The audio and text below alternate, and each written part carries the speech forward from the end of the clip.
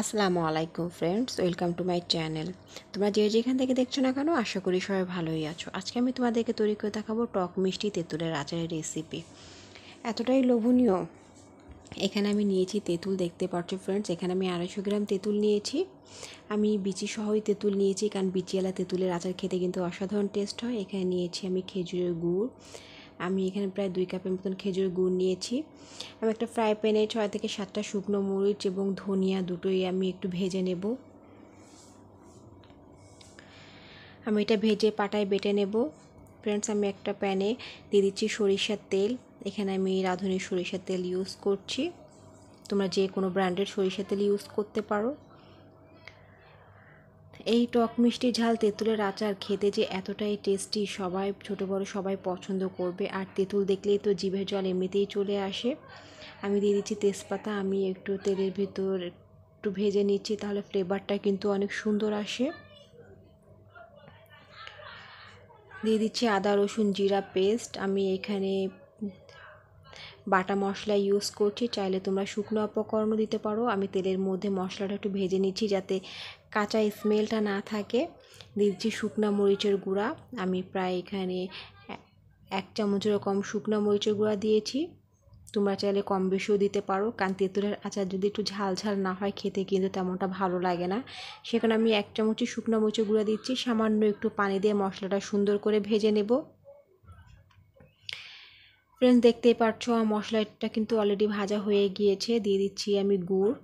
এখানে আমি খেজুরের গুড় ইউজ করেছি, কারণ খেজুরের গুড়ের স্মেলটা অনেক সুন্দর হয়। আর খেজুরের গুড়ের কিন্তু যে কোনো আচার কিন্তু খেতে কিন্তু অসাধারণ টেস্ট হয়। তেঁতুলের আচার যদি একবার খেয়ে দেখো, তাহলে কিন্তু এই আচারটা বারে বারে খেতে ইচ্ছে করবে। তোমরা একবার হলে রেসিপিটি ট্রাই করবা। আর রেসিপিটি কেমন হয়েছে অবশ্যই আমাকে কমেন্ট করে জানাবে। ফ্রেন্ডস, তোমাদেরকে আমি আরেকটা কথা বলি, যারা আমার ছোটো চ্যানেলটি সাবস্ক্রাইব করেছো তাদেরকে অসংখ্য ধন্যবাদ। যারা করনি তাদেরকে করার অনুরোধ রইল। দিয়ে দিচ্ছি আমি লবণ। এখানে আমি 1 চামচের মতন প্রায় লবণ দিয়েছি ভরে, কারণ যেহেতু তেঁতুলের আচার লবণটা একটু বেশিই লাগবে। সেখানে আমি 1 চামচ দিয়েছি। তোমরা চাইলে কম বেশিও দিতে পারো।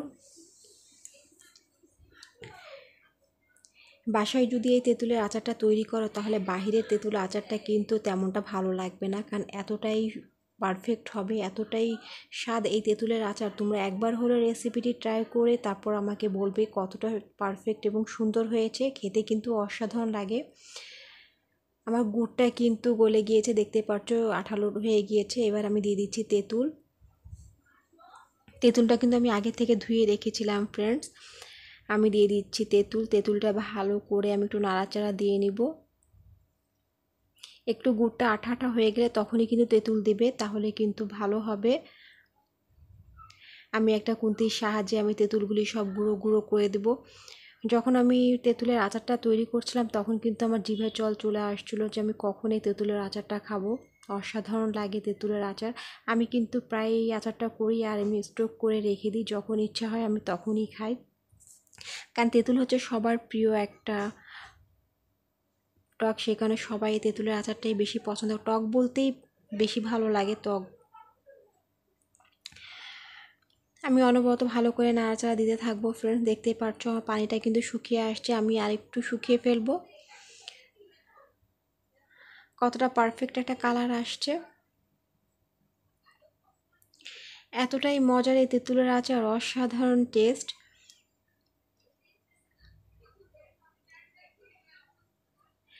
ফ্রেন্ডস, দেখতেই পাচ্ছ আমি হচ্ছে ওই শুকনো মরিচ আর ধনিয়া যে ভেজে রেখেছিলাম সেটাই আমি গুঁড়ো করে নিয়েছি। আমি সেটাই দিয়ে দিয়েছি। দিয়ে দিচ্ছি চিলি ফ্লেক্স। আমি হচ্ছে শুকনো মরিচ একটা ভেজে গুঁড়ো করে নিয়েছি। আমি সেই শুকনো মরিচ ভাজাটাই গুঁড়ো করে দিয়েছি, যাতে একটু ঝাল ঝাল। চিলি ফ্লেক্সটা দিলে কিন্তু একটু ঝাল ঝাল খেতে একটু ভালো আসে, ফ্লেভারটাও সুন্দর আসে। আমি সামান্য একটু আরও লবণ দিয়ে দিলাম। আমি অনবরত ভালো করে নাড়াচাড়া দিতে থাকবো। দেখতেই পাচ্ছ ফ্রেন্ডস, আমার কিন্তু এই আচারটা কিন্তু আঠালো টাইপের হয়ে গিয়েছে, একদম দোকানের মতন হয়েছে দেখতে।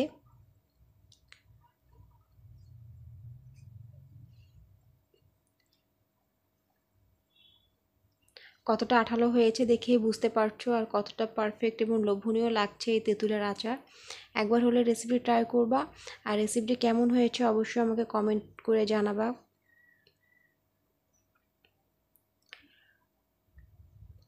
আমার তেঁতুলের আচারটা কিন্তু আমি খুব অল্প সময়ের মধ্যে করে নিয়েছি, কোনো রকম ঝামেলা ছাড়াই।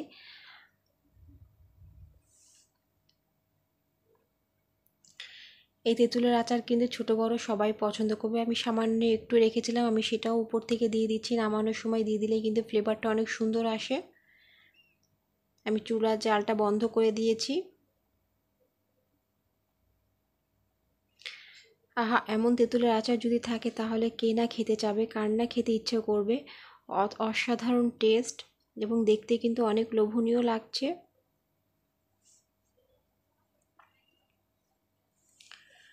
ফ্রেন্ডস, আমি তোমাদেরকে সার্ভ করে দেখাচ্ছি কতটা পারফেক্ট হয়েছে।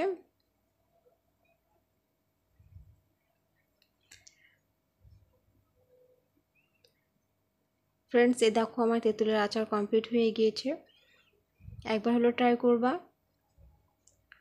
কার কার খেতে ইচ্ছে করছে অবশ্যই আমাকে কমেন্ট করে জানাবা।